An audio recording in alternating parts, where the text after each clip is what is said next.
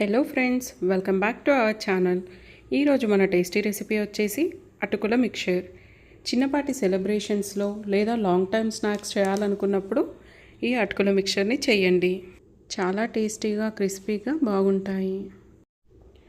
ఇక్కడ నేను థిక్ అటుకులు అంటే పోహా చేసే అటుకులను తీసుకున్నాను. నార్మల్గా అయితే పేపర్ అటుకులతో అయినా ఈ పోహా మిక్చర్ చేసుకోవచ్చు. ఫస్ట్ ఇలా అటుకులను జల్లెడలోకి జల్లించి తీసుకుందాము. దీని వలన ఇందులో ఉండే చిన్న చిన్న పార్ట్స్ అన్నీ సపరేట్ అవుతాయి. ఇలాగే అన్ని అటుకులను జల్లించి తీసుకోండి. చూసారు కదా, ఇక్కడ మొత్తం ఎక్స్ట్రా పార్ట్స్ అంతా సపరేట్ అయిపోయాయి. నేను ఇక్కడ థిక్ అటుకులను తీసుకున్నాను కాబట్టి ఇలా ఆయిల్లో డీప్ ఫ్రై చేసుకుంటున్నాను. ఆయిల్ బాగా వేడైన తర్వాత ఇలా స్ట్రైనర్లోకి అటుకులను తీసుకొని ఈ విధంగా వేయించుకొని పక్కన పెట్టేసుకుంటున్నాను. అన్ని అటుకులను ఇదే విధంగా వేయించుకొని పక్కన పెట్టేసుకోవాలి. చూసారు కదా, ఈ విధంగా అన్నింటినీ వేయించుకొని వేరొక బౌల్లో పెట్టేసుకున్నాను. ఇప్పుడు వేరొక వైపు పాన్ పెట్టుకొని కొద్దిగా నూనెను తీసుకోండి.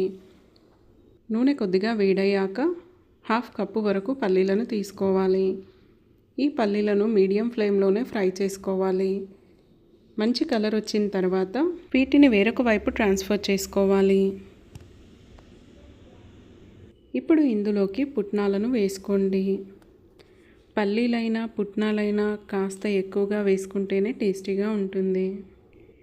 ఇలా చక్కగా ఫ్రై అయిన తర్వాత వీటిని కూడా అటుకుల్లోకి వేసేసుకోవాలి. అలాగే 1/2 కప్పు జీడిపప్పును కూడా ఫ్రై చేసుకొని తీసుకుందాం. ఇలా ఒక్కొక్కటిగా అన్నీ ఫ్రై చేసుకొని తీసుకోవాలి.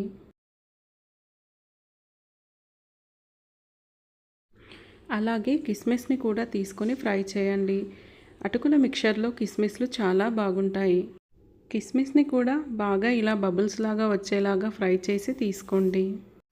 ఇక్కడ నేను ఎండు కొబ్బరిని యాడ్ చేయట్లేదు. కావాలి అంటే మీరు ఎండు కొబ్బరిను బాగా సన్నగా కట్ చేసి ఫ్రై చేసి తీసుకోండి.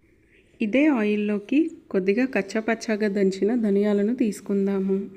ఇలా కొద్దిగా వేగాక ఇందులోకి 1/2 టీ స్పూన్ వరకు ఆవాలను తీసుకోవాలి. అలాగే కచ్చాపచ్చాగా దంచుకున్న అల్లం వెల్లుల్లి పేస్ట్ని తీసుకొని ఒక 2 నిమిషాల పాటు వేగనివ్వాలి. ఇందులో వెల్లుల్లి ఫ్లేవర్ చాలా బాగుంటుంది. మీరు ఇందులోకి సోంపును కూడా యాడ్ చేసుకోవచ్చు. అలాగే కట్ చేసి పెట్టుకున్న 7-8 పచ్చిమిర్చి ముక్కలను ఈ విధంగా వేసుకోండి. పచ్చిమిర్చి కొద్దిగా వేగాక ఇందులోకి కరివేపాకు రెబ్బలను తీసుకోండి. ఇందులో వేసిన పచ్చిమిర్చి కరివేపాకు కొద్దిగా క్రిస్పీగా అవ్వాలి. అటుకుల మిక్చర్ బాగా క్రిస్పీగా ఉండాలంటే ఇలా పోపు బాగా క్రిస్పీగా ఫ్రై అవ్వాలి. ఇలా బాగా ఫ్రై అయ్యాక చివరిగా 2 టీ స్పూన్ల నువ్వులను కూడా వేసి ఫ్రై చేయండి. మనం నువ్వులను ముందుగా వేసేస్తే చిటపటమని ఎగురుతాయి.